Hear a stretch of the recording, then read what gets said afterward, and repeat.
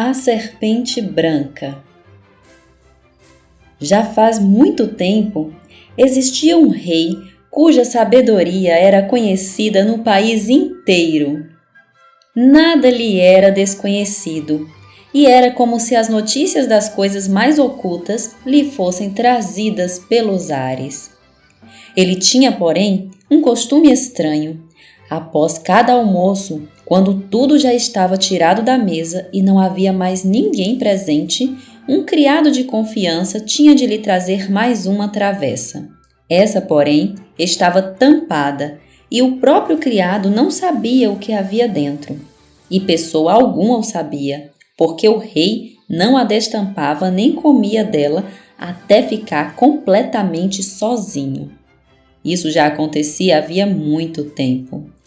Então um dia a curiosidade venceu o criado ao levar a travessa embora, e ele não resistiu e carregou a travessa para o seu quarto. Depois de fechar cuidadosamente a porta, ele levantou a tampa e viu que lá dentro estava uma serpente branca. Ao vê-la, o criado não conseguiu resistir à vontade de prová-la. Cortou um pedacinho dela e meteu-o na boca.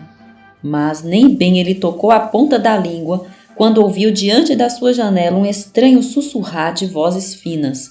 Ele foi, escutou e percebeu que eram os pardais conversando entre eles e contando toda sorte de coisas que eles viram e ouviram no campo e na floresta. Saborear a cobra dera-lhe a capacidade de entender o idioma dos animais. Justamente naquele dia, aconteceu que sumiu o mais belo anel da rainha, e a suspeita de furto caiu sobre o criado de confiança, que tinha acesso a tudo. O rei convocou-o à sua presença e ameaçou-o entre palavras de dura repreensão, de severo castigo e punição, se até o dia seguinte ele não pudesse indicar o culpado. Não lhe adiantou nada afirmar sua inocência, e ele foi despedido sem melhor alternativa. Na sua angústia, ele desceu para o pátio e ficou pensando em como se livrar daquela aflição. Lá estavam os patos muito tranquilos na água corrente, descansando, alisando-se com os bicos e conversando entre si. O criado parou e ficou escutando. Eles contavam uns aos outros por onde estiveram andando naquela manhã e que boa comida encontraram. Então um deles disse aborrecido: "Pois eu sinto um peso no estômago. Engoli na pressa um anel que estava embaixo da janela da rainha." Aí o criado logo o agarrou pelo pescoço, levou-o para a cozinha e disse ao cozinheiro: "Mata este pato logo, ele já está bem nutrido." "Sim", disse o cozinheiro, "este aqui não teve preguiça de se servar e já estava há muito com vontade de ser assado." Ele cortou-lhe o pescoço e quando o pato foi eviscerado, o anel da rainha foi encontrado no seu bucho. Agora o criado pôde facilmente provar a sua inocência perante o rei.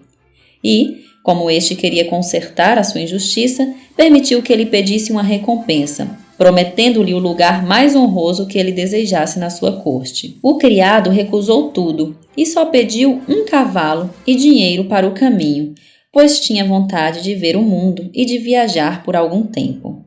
Quando seu desejo foi atendido, ele se pôs a caminho e um dia passou por um lago, onde ele reparou em 3 peixes que ficaram presos num cano e se debatiam por água.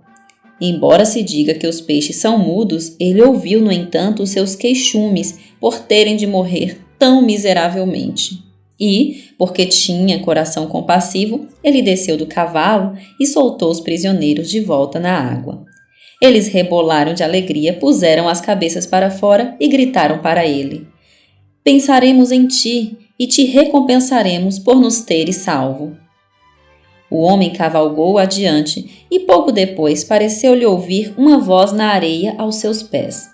Prestou atenção e ouviu uma rainha das formigas se queixando: "Se ao menos os homens, com seus animais desajeitados, nos deixassem em paz, esse cavalo estúpido pisou meu povo sem dó, com os seus cascos pesados." O criado desviou o cavalo para um caminho calçado de pedras e a rainha das formigas gritou para ele: "Nós pensaremos em ti e te recompensaremos." O caminho levou-o para uma floresta e lá ele viu um casal de corvos que atirava os seus filhotes para fora do ninho. Fora convosco, seus imprestáveis, gritavam eles. Não podemos mais alimentar-vos, já estáis bem crescidos e podeis vos cuidar sozinhos. Os pobres filhotes, caídos no chão, esperneavam e se debatiam gritando. Coitados de nós, crianças desamparadas! Temos de nos alimentar sozinhos e ainda nem sabemos voar. Só nos resta morrermos aqui de fome. Então, o bondoso jovem apeou, matou o cavalo com seu punhal e deixou-o como alimento aos filhotes de corvo. Eles se aproximaram aos pulinhos, satisfizeram sua fome e gritaram. Nós pensaremos em ti e te recompensaremos. Agora ele tinha de usar suas próprias pernas e depois de caminhar muito tempo, ele chegou a uma grande cidade. Lá havia muito barulho e aglomeração pelas ruas. E chegou um homem a cavalo e anunciou que a filha do rei procurava um marido, mas quem quisesse conquistá-la teria de executar uma tarefa muito difícil e se não conseguisse resolvê-la direito, perderia a vida. Muitos já o haviam tentado, mas em vão, e pagaram com a própria vida. Mas, quando o jovem viu a princesa, ficou tão deslumbrado pela sua beleza que se esqueceu de qualquer perigo. Apresentou-se ao rei e se declarou candidato. Imediatamente ele foi levado à beira do mar e, diante dos seus olhos, um anel de ouro foi atirado nas ondas.